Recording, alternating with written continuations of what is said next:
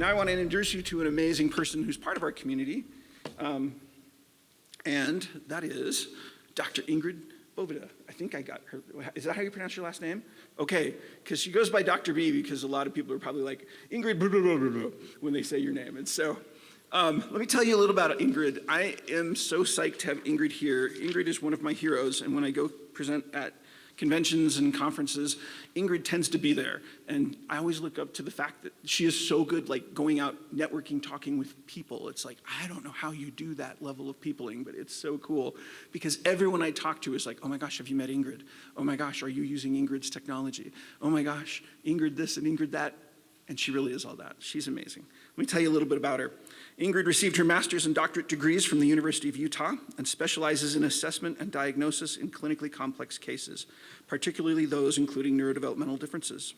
Ingrid is the founding psychologist at the Hive Psychological Services here in Utah, a premier and neurodivergent informed psychological testing practice, as well as the co-founder of Cogenuity, which provides QEEG and neurofeedback services nationally, and she is world-renowned for those neurofeedback services and how well she can do it. Dr. B identifies as neurodivergent, and much of her work is rooted in helping clients and their families better understand their unique profile of strengths and struggles, understanding that some of these struggles need to be contextualized in societal norms of normality. Dr. B personally understands what it feels like when all the pieces do not connect, despite trying one's best. She's intent on shifting society's paradigm of how we help neurodivergent individuals, and she's passionate about working with families and educating providers, educators, and support persons toward these efforts. So let's have a great big hand for Dr. B, and enjoy the rest of your AutCon.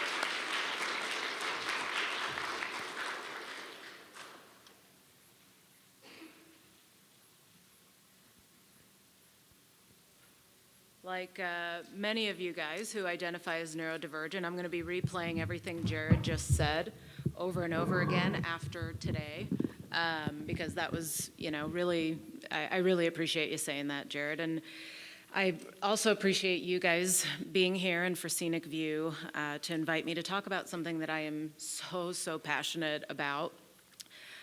So Jared did a bit of an introduction. I'm a testing psychologist based out of Salt Lake City, but I travel nationally, and I love when I get to do that. It pulls me out of my comfort zone of home and video games and anime and Zelda and, reading and all of those nerdy things. Keynotes are supposed to educate and inspire, and I hope to do just that in the short time that we have. So I was asked recently by a friend if the reason, why I work with the neurodivergent population, and in particular autistics, if that was intentional. If when I went to grad school, I knew that's what I wanted to do. The answer is no. That was not the plan. What started as an intellectual curiosity for me quickly turned into the realization that I was in many ways also trying to figure myself out. So I've noticed that as a society, we are here for the brilliance of autism. Whenever someone who identifies as autistic does something really cool, they do their savant-y thing, they demonstrate their knowledge in a very particular area that is second to none, we as a society are here for it. But we are not here for the struggles. And I feel like as a society, we're not doing good enough, honestly. I think we're starting to come around, okay, but I feel like where we're at now and where we've landed is, we affirm and invite autistic voices, right? We can all say that, and it sounds really well-meaning and awesome, and I'm here for you, but we're not there and affirming and inviting when those autistic voices are conveying inequality in access to support. We are not there when they are conveying struggle. So I'd actually like to start this keynote with a little bit of if you know, you know. Like many neurodivergents, part of what initially made me aware of the fact that not everyone thinks or experiences things like I do is because I found validation and perspective on social media. I am what's called an elder millennial, and so social media wasn't with me when I was a child, but it was certainly with me in college and beyond. So I found this validation and perspective online from people I would have otherwise never known existed. And I realized that sometimes I need to mull things over, but there are plenty of autistic voices that say things in way more eloquent ways than I can. So we got another one here. If I hear someone say my kid is faking their sensory sensitivities because they say they can't tolerate noise, but they listen to music really loud, we're going to have an educational session on exactly that. And just one more that stood out to me.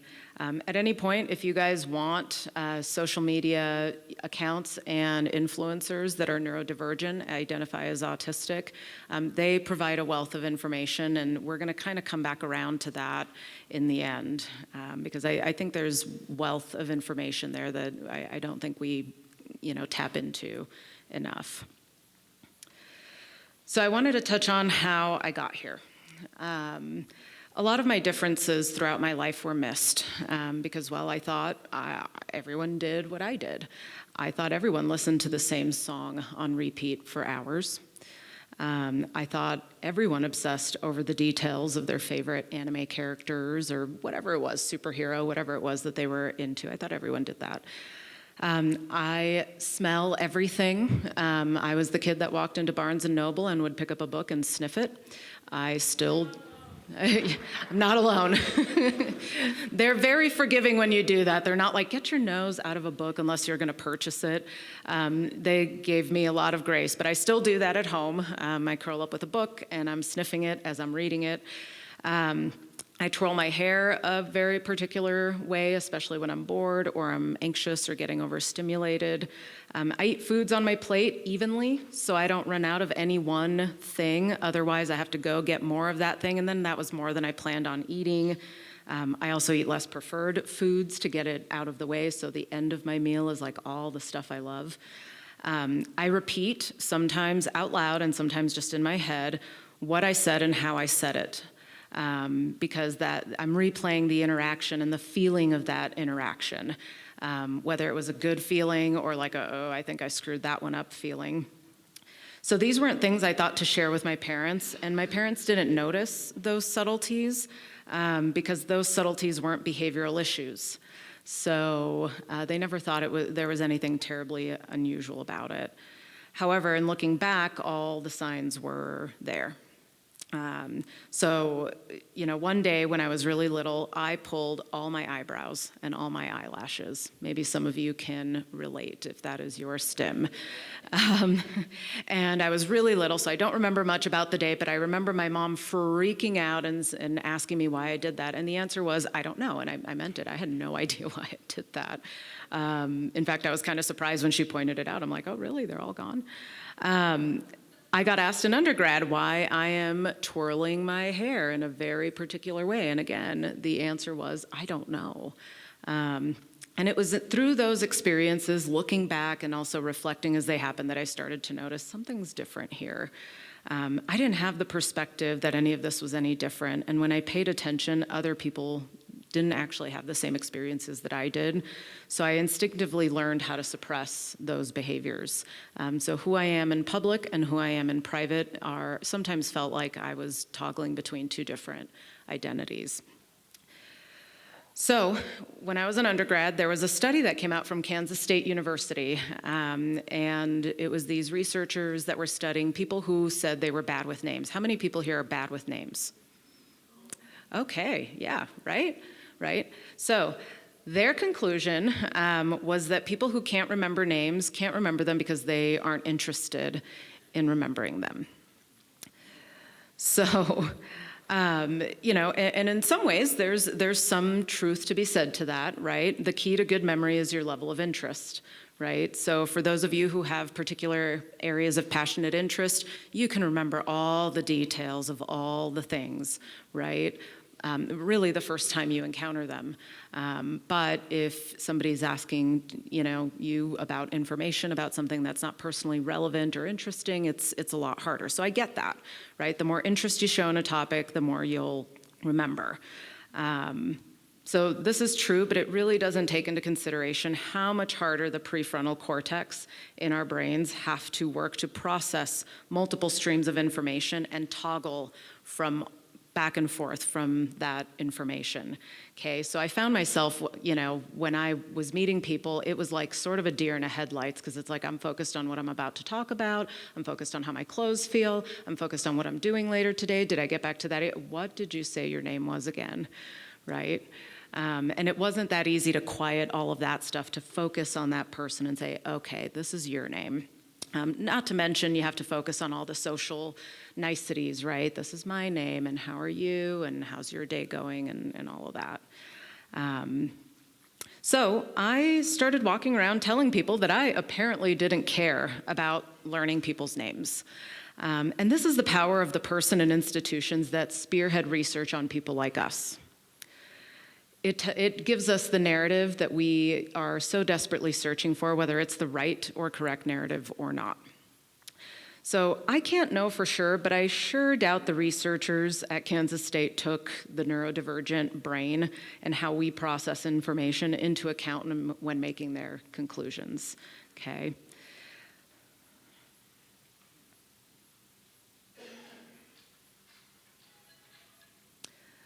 So the title of this slide is ironic because, first of all, there is no epidemic. Autism is not a disease that spreads. It's not contagious.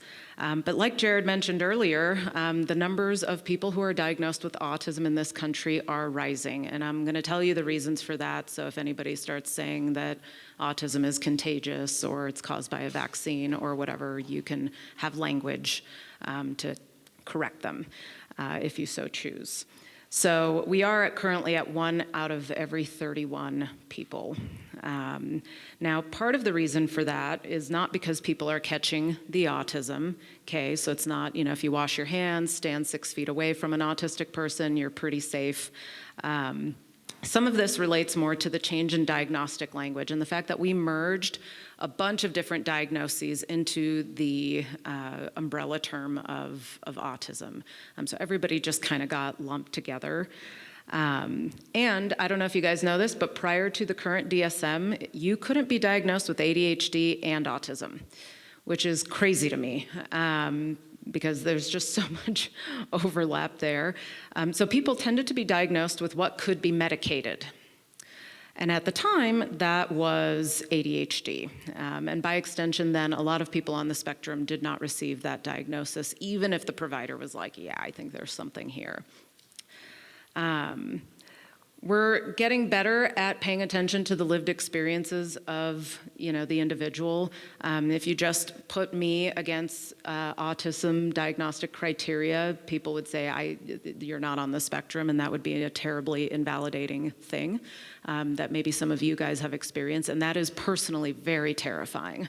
Not just for me, but also for the fact that you guys have experienced that. The notion that people can suppress traits has brought a lot of nuance in how we understand things.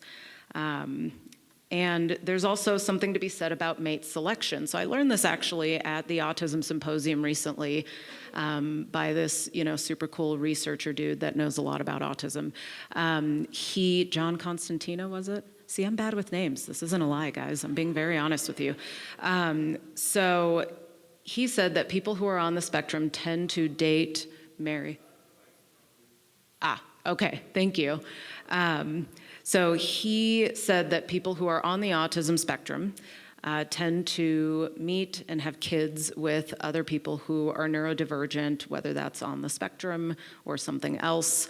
And because autism has a highly genetic component, it's contributing to more and more people being diagnosed.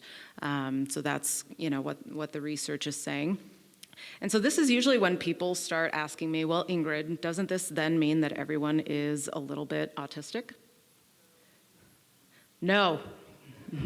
Just no. No, no, no, no, no, no, no, nope.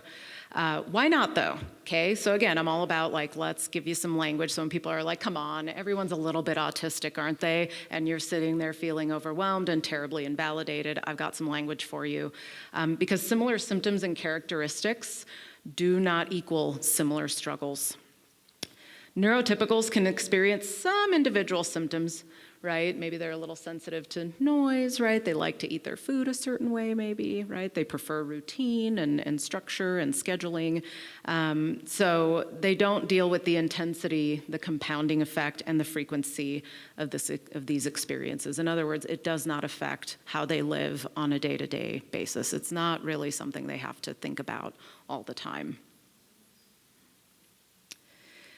So here's a visual from one of my favorite social media followers, Color Me Neurospicy. Highly recommend the follow because the language that they use is like spot on.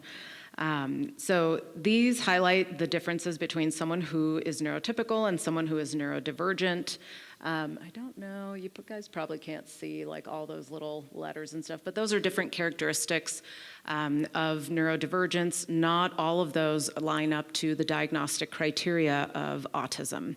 And everybody's, of course, a little bit different, but you can see on the left, neurotypical person in terms of support need. The further out you go, the higher the support need in that particular area. Just if you're a visual person, you can pretty quickly see what stands out here, that the support needs are greater. So I've been a huge proponent of looking at autism and neurodivergence in this manner because it helps us get a sense of one's support needs in a way that like a autism line does not, where like one side is high functioning, one side is low functioning. It kind of collapses, what's going on. So this title also has a little bit of irony because the term high functioning collapses the ways in which people with lower support needs struggle. So this actually was something that was brought to my attention because like I was trained, I referred to things as high functioning and low functioning. And I actually had an autistic young adult tell me, well, I don't know what you mean by those. And I'm sitting here thinking, well, you're just being literal. And they said, well, no, there's actually, a lot of nuance here that I don't quite understand, because if you're referring to me engaging with my areas of interest, I am super high functioning, right? And I can like focus and I can do all the things. But if you're talking about being able to take care of my hygiene, remembering to eat and go use the bathroom when I am like knee deep in something I love, that I love, that I'm doing, I'm not so high functioning. So in reference to what? High functioning in reference to what? And so the appropriate terms now are high support need, low support need. And even within that, we have to start thinking about some of the facets of that wheel that I wish was a bit bigger on that screen. But just to go with, the terms that a lot of people are still using, when we're talking about individuals who are high functioning and therefore have lower general support needs, they are not disabled enough to warrant support. If I also get this, if you're able to suppress traits, what's the big deal? Like if you could just stop stimming, then great, that's awesome. What's the big deal? Why do you need support? And so people who are high functioning or have lower support needs have more experiences of chronic invalidation and higher expectations to mask because they can help themselves. Okay, and I'll touch on masking a little bit in just a minute because it's not a simple matter of masking is good, masking is bad, which I understand, I want to understand things in absolutes, and I also have to recognize that there's nuance there. But there's also a double standard with the same behaviors depending on who we're referring to. So when I say double standard, it's not just the double standard of how things are interpreted, it's also how people react to the same request or concern depending on if a neurotypical person is making that request or expressing that concern, or a neurodivergent or autistic person. So speaking assertively, are you confident and honest, or do you lack tact? Right, and I'm sure that for a lot of you in this room who identify as autistic or neurodivergent, it's kind of been the latter where you are, lacking tact. Are you enthusiastic and knowledgeable, or are you obsessive about your interests, okay? Your need for routine, right? Are you organized and reliable, or are you inflexible and rigid? So it's really interesting. I've noticed this double standard, especially when I work with somebody and evaluate them, and I work with their parents and interview their parents, and their parents are like exactly the same. But they're like, well, I, am organized and reliable, and I just wish, my child was. And I'm like, they are. You're just calling it inflexible and rigid. So two sides of the same coin, right? We could say the same for a number of different things, but I just wanted to have some examples here for you guys. We tend to assign the negative label to the autistic person. This is backed by research. And here's the thing, autistics are taught to apologize for all of this when it is simply a matter of how the behavior is being interpreted. And the impact of that is a progressive shrinking, metaphorically, not literally, until the person no longer feels like they have a right to take up space. And that is usually when I meet you. So I want to go back to masking just really briefly. So as you guys have heard probably and certainly experienced, masking can have a significant impact on mental health that is not so great. However, masking can help autistic individuals fit in socially, which can then serve to reduce some of the social exclusion, bullying, right? So if some of us showed up as fully ourselves with all our stims and, all our social stuff, how would that be received in this world? And so I just go back to, like with many things in life, masking is not purely good or purely bad. But the problem, if I were to identify one, is that the autistic person has been taught to do it perpetually and for the purpose of serving others rather than serving themselves. That's the problem.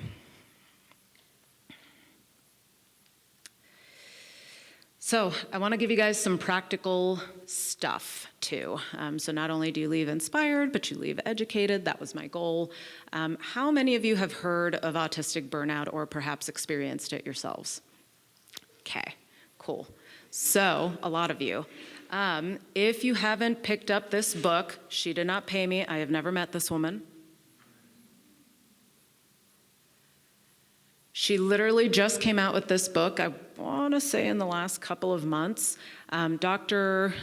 Megan Anna Neff is a clinical psychologist who is also autistic and has ADHD. She has a podcast.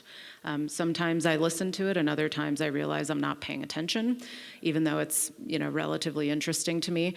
But this book, it has a wealth of information. I mean, I'm like earmarking everything. But I wanted to give you guys the Cliff's Notes, which makes me sound really old at this point, but just kind of a summary of what are some of the highlights that I want you to leave with. So autistic burnout, if you guys have ever spoken to your neurotypical friends, counterparts, family, they'll say, oh yeah, no, I was totally burned out. So I totally get you when you say you're burned out. And again, it goes back to that little kid with the face that's like, no, it's not the same. So I'm going to teach you guys how it's different.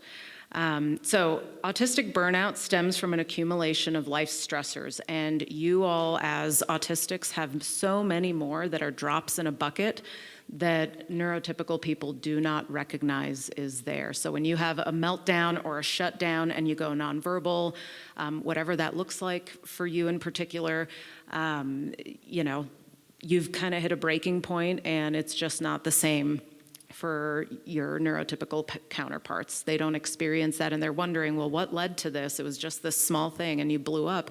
You actually have been accumulating stuff in a bucket, and like those water parks where you stand under the bucket and it like topples over. I don't know why people do that, but some of you might find it fun.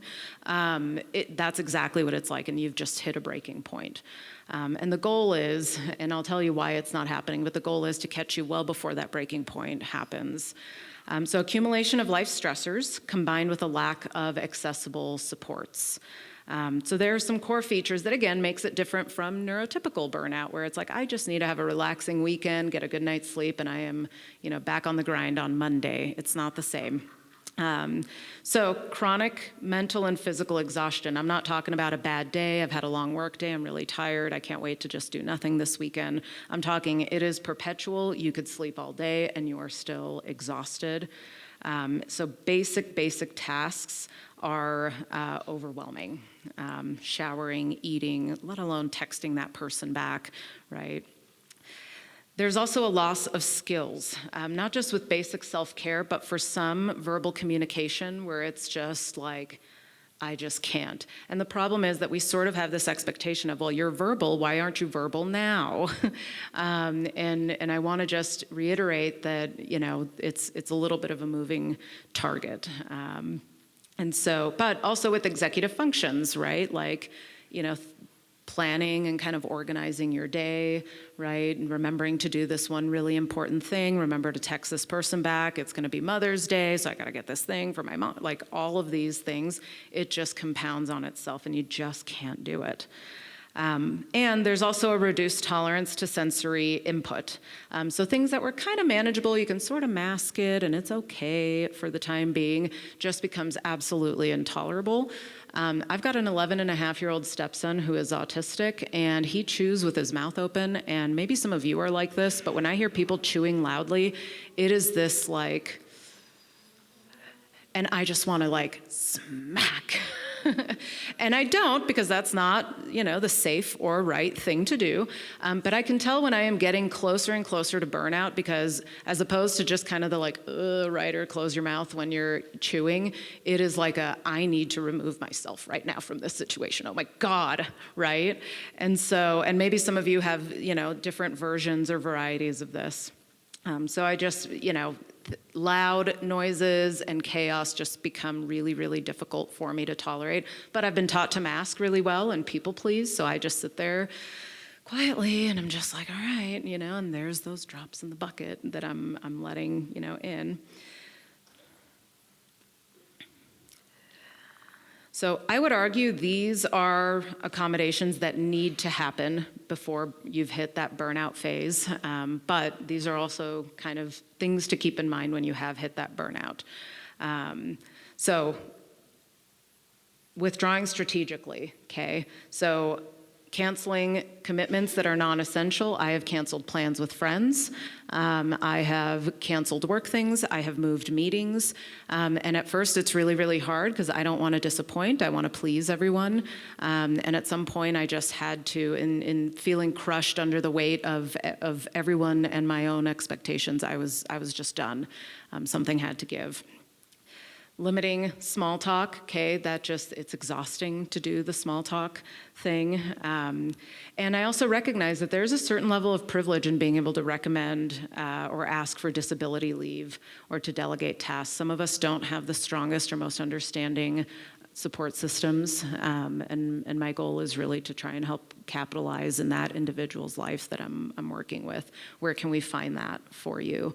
Because as you can see, they exist, but it might not be in your immediate family or immediate circle of friends.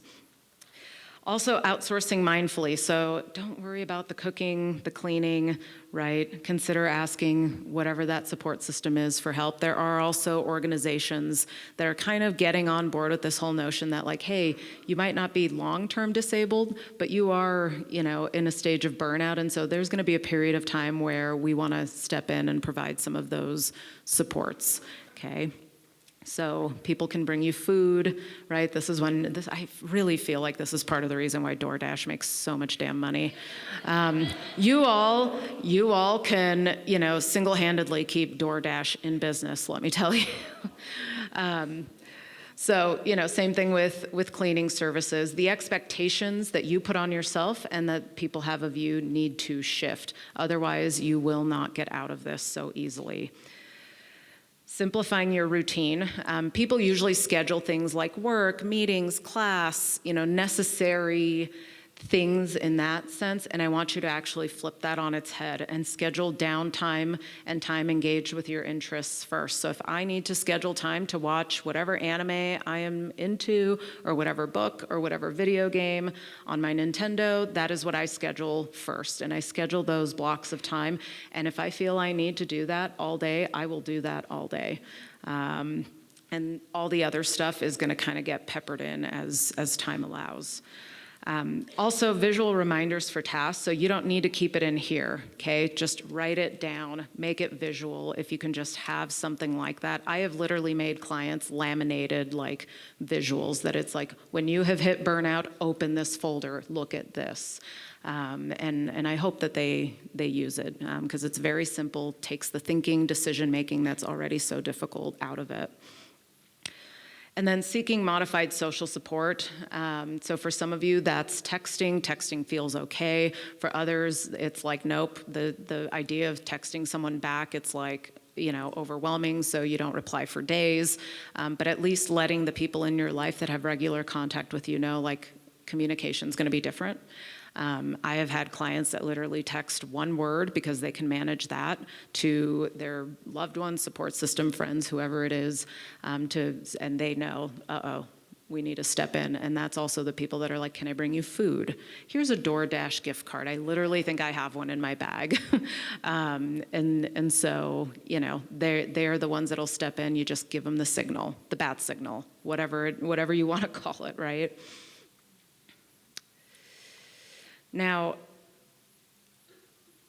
I have been harping on this for a very long time now, self-awareness and self-advocacy. For those of you who have been in a treatment setting or gone to therapy because you get this autism diagnosis, and it's like, well, what do we do? How do we help this person? And it's all about making eye contact, using social pleasantries, stop stimming because then you'll, fit into society. You've been done a disservice. What you ought to have learned is how to be self-aware, which is a little bit harder for autistic brains, and then how to self-advocate. And you've been taught the opposite. You've been taught to pay attention to others' needs and feelings and experiences of you and not your own. And you've certainly not been taught how to self-advocate as if you have a right to take up space.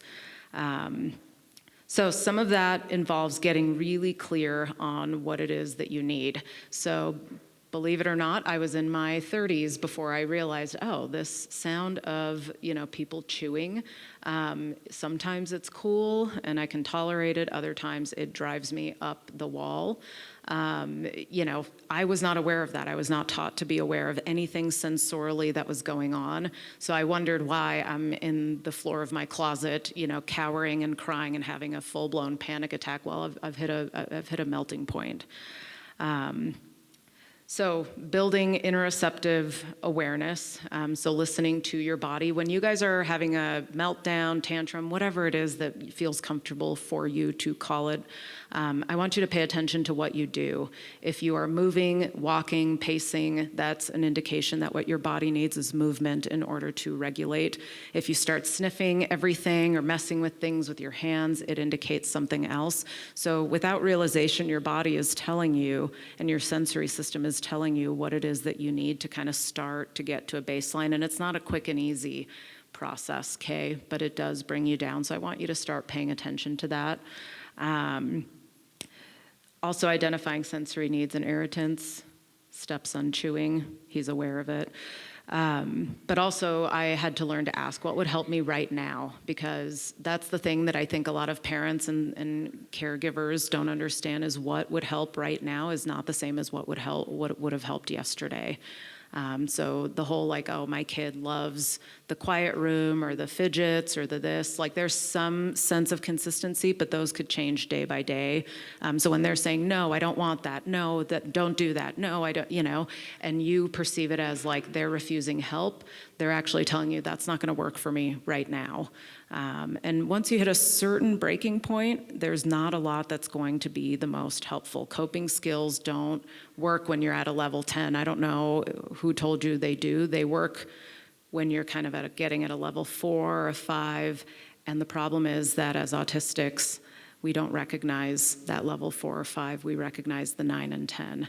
And so I can't say enough about building that awareness, because here's when the coping skills, walking, fidgeting, sniffing things, twirling hair, whatever that looks like for you, that's when it's going to work and get you to a baseline. So self-advocacy is also difficult to talk about, in part because you've been reinforced for people-pleasing and accommodating others, because of internalized ableism, or I should be able to do this. Rejection sensitivity, right? You don't want to disappoint anyone. And also because chances are previous efforts that you've made to advocate for yourself have been dismissed. Just deal with the chewing, right? I've been told that. Just deal with the chewing. It's not a big deal. Everyone sometimes chews with their mouth open. No, they don't. And even if they did, that doesn't make it any less bothersome for me. Sometimes it's also just not being sure of how to word a request. Because again, are you, assertive, or are you tactless, right? And you're tired of being called tactless, or just rude, or whatever it is.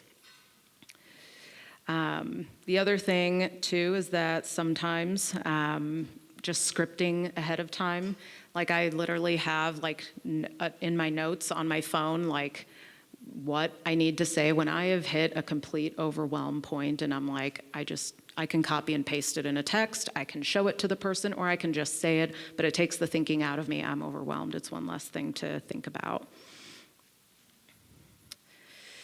So, why should we accommodate autistic people? After all, 1 in 31, that's, decent number, but it's still the minority, right? So why should we? What's the point? I get this question often from parents and educators, employers, right? And even people on social media who feel really brave because they can hide behind a screen and they're not face-to-face with me. And the simple answer is because autistic people spend their whole lives accommodating you. So it's your turn, right? Ironically, that's reciprocation, and that's something that we criticize autistic people for not having, is reciprocation. So it's just asking to reciprocate what those needs are.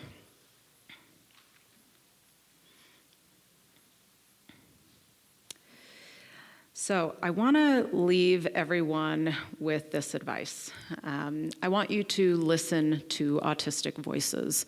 Not hear them, listen to them, including and especially your own. Because the real experts on autism are the people who live it every day. It's not the, neurotypical therapist or psychologist, right? They have something to learn from you. There are also, and Megan Ann and F is one of a growing number, that have written books, posts, right, if social media is where you get your information, on what it's like and how to help. How to help yourself, or if you're a loved one, how to help your autistic counterpart. I also want you to stop minimizing your needs and shrinking yourself.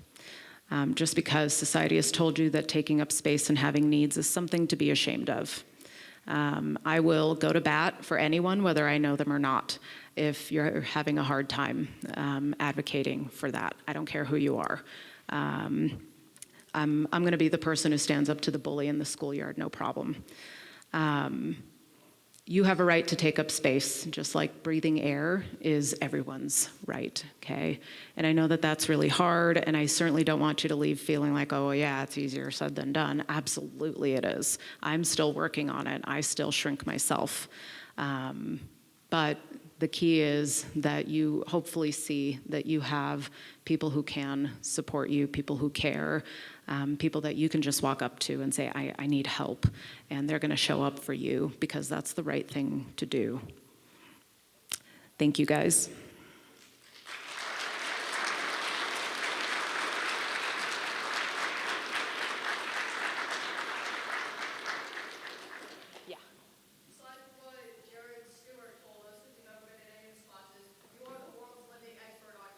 You are the world's living expert on you. Nobody knows you better than you. But you've been taught to think differently, though. That's the problem. Yeah. Yeah, absolutely. So, have you studied much about PDA with what are your thoughts on how that's being integrated into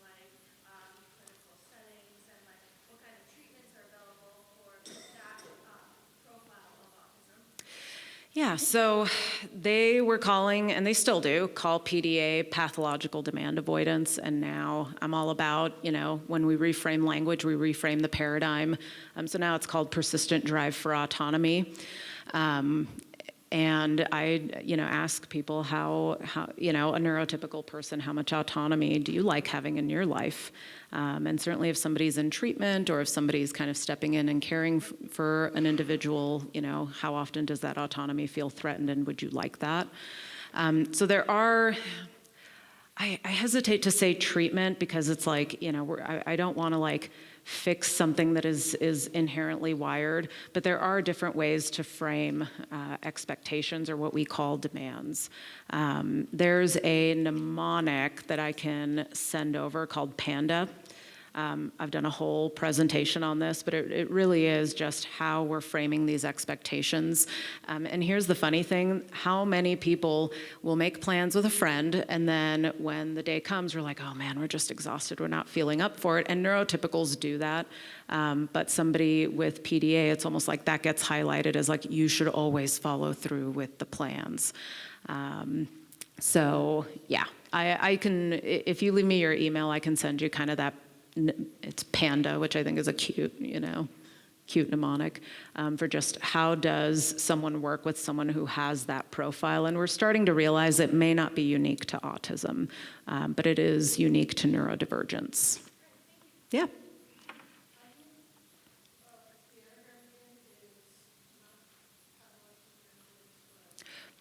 Persistent drive for autonomy. Yeah.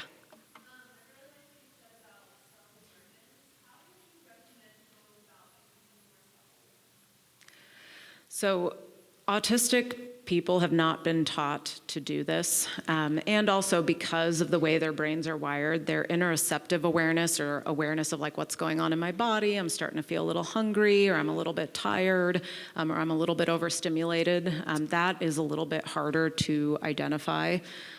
It really is the discipline of like moment by moment checking in. So if I check in right now, I'm not particularly tired, comfortable in temperature, I'm a little bit hungry, but what else is new? I'm always hungry, and my feet are comfortable. I could stand here. I feel like I could stand here all day, right? And sometimes that's the start and end of it.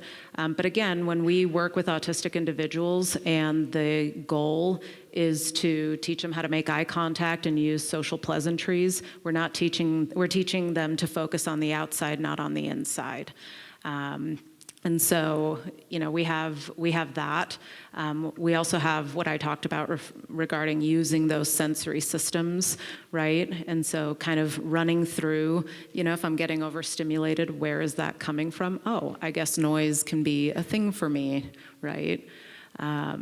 So there's a lot of work there that I really wish therapists can, when they have an autistic client, can focus on that. Sometimes it is also like alexithymia. We just don't have the vocabulary outside of, I just feel blah, right? And so it's helping kind of bridge that gap. Well, what does blah mean? Because my blah might be different than yours.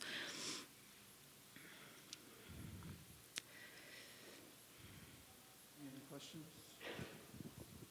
Oh, I think I see. Okay. Yeah.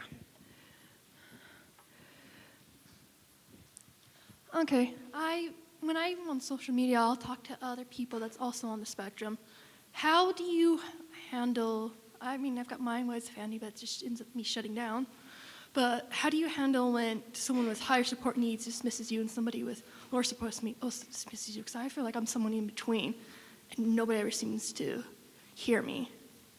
So say that one more time. So you're on social media. There are some people with higher support needs that will dismiss that, like, you're not neurospicy enough, and others that are more high function. You're like, I feel like I'm stuck in between, that nobody likes me either, that I'm an outcast with other outcasts. Yeah. So there's no way that we can control, somebody being dismissive, right? And I think that we've developed a culture around trauma bonding and, being able to say my needs or my struggles are so much greater than yours, because all I know are my struggles. I don't know what it feels like to have your struggles. typically, I just kind of tell them like, hey, these support needs things are a wheel. You might have low support needs with X, Y, or Z, or higher support needs with X, Y, or Z. My support needs are in this. And so I kind of roll with the resistance. Like, I try not to get emotionally caught up in the resistance and how would you know, and you're so dismissive and all that, because if you've ever been called that or approached that way about something you said, your walls are immediately up. So I'm just like, hey, that's great, and your support needs are here, my support needs are here. Both are valid. You may have experienced this, you may have not, but like on social media and stuff, how would you respond to somebody who says that autism is fake without just straight up attacking them?